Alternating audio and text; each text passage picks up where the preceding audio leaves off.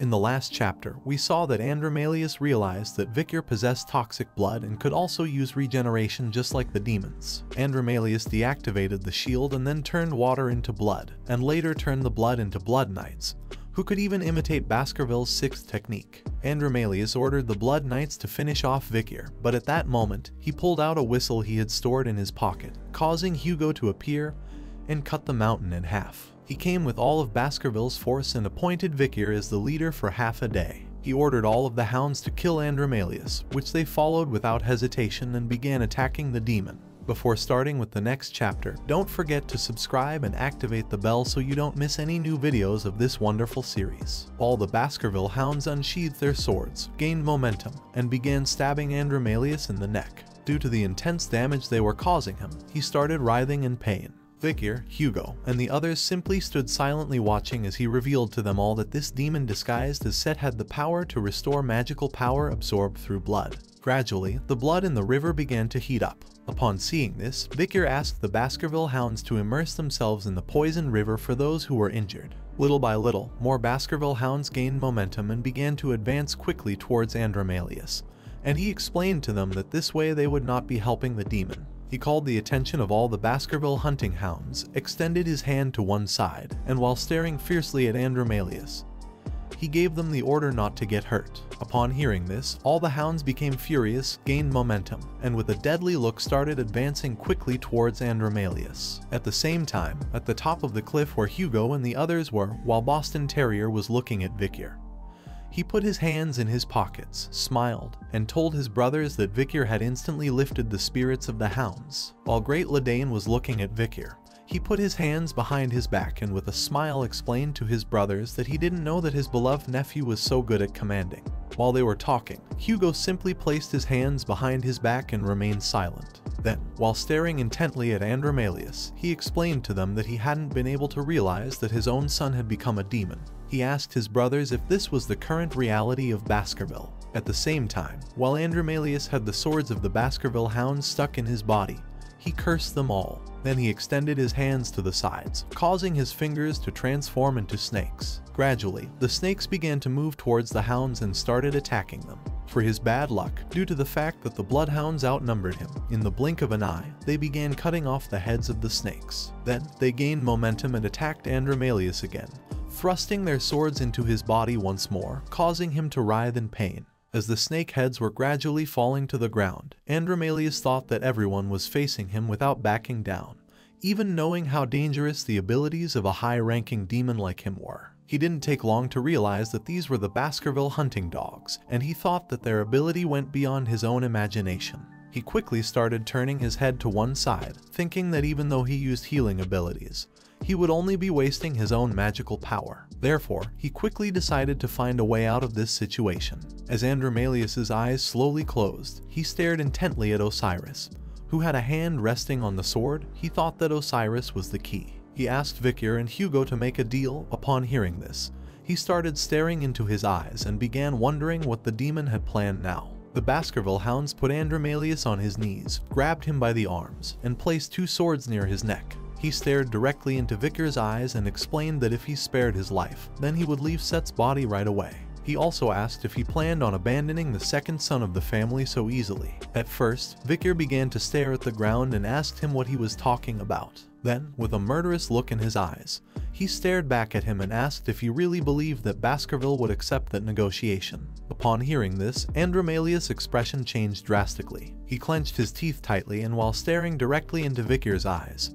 he thought that he was right because he himself knew that this proposal would not succeed with them. However, he knew that in this place there was only one person capable of accepting the proposal. While the Baskerville's hounds were pointing their swords at his neck, he gazed fixedly towards the top of the mountain and called for Osiris. He asked him if he was going to let his younger brother, who had followed him all this time, die. Osiris simply placed his hand on the sword and remained silent, listening. Andromalius thought that if his prediction was correct, then Osiris was the kindest person in Baskerville. He thought that if he could penetrate his mind well enough, there was still a chance of being saved. He stared into Osiris' eyes and with a smile, he told him that this was going to be the last chance to retrieve Set. Upon hearing this, he began to think, and several seconds later, gaining momentum, he descended towards the ground, right behind Vikir. Slowly, he started walking towards Andromalius, creating tension in the atmosphere. Meanwhile, while Vikir was staring intently into Andromalius' eyes, he advised Osiris not to be deceived as the demon was lying.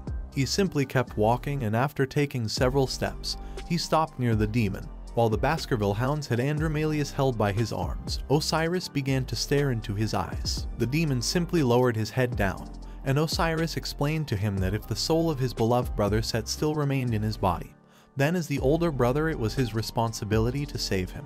He asked the demon if there was still anything he could do for his younger brother. Upon hearing this, Andromalius's expression slowly began to change. While looking down at the ground, he started to smile as he couldn't believe that his plan was working. At that moment, he transformed his face into Set's. He lifted his head, placed a hand on his chest, and while looking into Osiris' eyes with a sad gaze, he addressed him as his older brother and explained that he was still alive. Andromalius started to cry. He begged for forgiveness and explained that he had sold his soul to the demon. He also added that the years of being compared to his older brother and constantly evaluated by Hugo had been very difficult moments for him because he had been very weak. Hugo began to stare at Andromalius and simply remained silent, not saying a single word. He also explained to them that he truly regretted selling his soul to a demon. He also admitted that all the commotion that had been caused so far was his fault. With tears in his eyes, he asked Osiris to give him a chance to atone for his sins. Just before he could finish speaking, Osiris unsheathed his sword and in the blink of an eye, cut off the demon's head with a precise strike. While staring down at the ground with a sad expression, he explained to Set that this was the only thing he could do for him, so there was no need to regret anything. Andromalius's head fell to the ground, creating tension in the atmosphere. Within seconds, a pool of blood formed around his head. With his last bit of strength, he looked to the side and began to wonder why his plan hadn't worked. Osiris closed his eyes, sheathed his sword, and as he was walking, passed by Vikir. Vikir looked into Osiris's eyes and asked him not to blame himself since Set's soul had already been extinguished. He also revealed to him that what they had been hearing so far was actually the demon who had been acting upon Set's soul. With a sad and lost look, Osiris looked down at the ground and explained to Vikir that all of this had been his fault for giving the demon an excuse to approach Set. He thought that when he was young, if only he had taken better care of Set, none of this would have happened. While both were looking at the remains of the children's skeletons that had been devoured by the demon, Osiris explained that it was still too early to mourn the corruption and death of one of their brothers. He thought it was sad that the children who were going to become the future of the Baskerville territory had ended up being mere sacrifices. He told everyone that as the head of a small household, he was ashamed not to have been aware of this situation until now. Upon hearing this, Vikir began to stare at the ground and thought that his older brother was right. While both were looking towards the lake, Osiris explained to Vikir that he didn't even know he was playing into the hands of the demon. At that moment, one of the hounds looked up and caught the attention of the others. Looking up, Vikir and Osiris saw how slowly Andromalius' head began to fly away and escape. Wings like those of a bat had grown on Andromalius' head. While he was flying, he looked at Osiris and Vikir and with a smile called them stupid hounds. Then he looked into Hugo's eyes, and with a smile, he revealed to everyone that the opening of the door could be delayed, so there was nothing they could do about it. He also added that the other demons, who were his brothers, would open the door. He also added that he would come back to kill them all as soon as he recovered. Vikir quickly turned towards the demon, clenched both fists tightly, and while watching him fly away, gritted his teeth and thought that he had no way to attack from this distance. Osiris also turned his body towards Andromalius, and while looking him in the eyes, he simply remained silent and didn't say a single word. At that moment, Hugo caught Set's attention and reminded him that he himself had taught him that swordsmen should not turn their backs. He slightly turned his head towards the demon, and while giving him a murderous look in the eyes, he addressed him as dear son.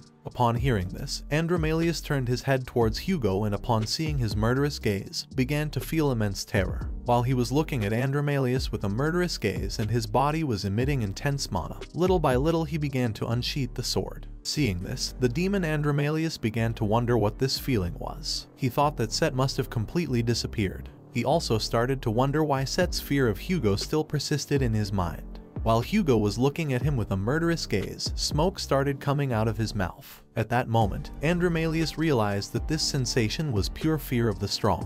While Hugo's body was emanating intense and powerful mana, he unsheathed his sword, causing everyone in Baskerville to feel its incredible power. Vikir and Osiris simply looked at Hugo and remained silent. Hugo assumed an offensive stance and aimed for the head of the demon Andromalius, who was flying away. At that moment, Andromalius remembered something. While the moon's rays were piercing through the clouds, he turned his head towards Hugo, and as he looked into his eyes, he smiled and explained to him that it didn't matter if he was a master swordsman, as there was no way his sword strikes could reach the sky. In the blink of an eye, Hugo unleashed a powerful strike towards the demon. These strikes were so powerful that they even cut parts of the mountain into pieces. Just before demon Andromalius could finish speaking, Hugo's attack severed his head into pieces, leaving him confused. Little by little, the pieces of his head began to fall to the ground, and as they turned into dust, he started wondering how it was possible for a mere human to be so powerful. Hugo simply started looking at the sky, and remained silent without saying a word.